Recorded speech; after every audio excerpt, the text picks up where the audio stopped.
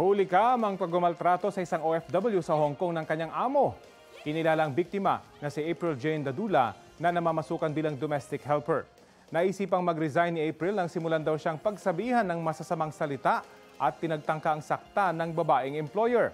Bago umalis, nag-live sa social media si April para ipakita ang dalang gamit at hindi mapagbintangang magnanakaw. Bigla silang nagpang-abot ng kanyang amo hanggang umabot pa sa puntong sinasakal si April. Ipinaaresto ng OFW ang nagmaltratong employer pero nakapagpiyansa rin. Kasalukuyang nasa pangangalaga ng isang shelter ang OFW.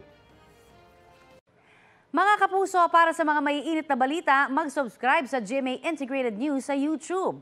Sa mga kapuso abroad, subaybayan niyo po kami sa GMA Pinoy TV at sa www.gmanews.tv.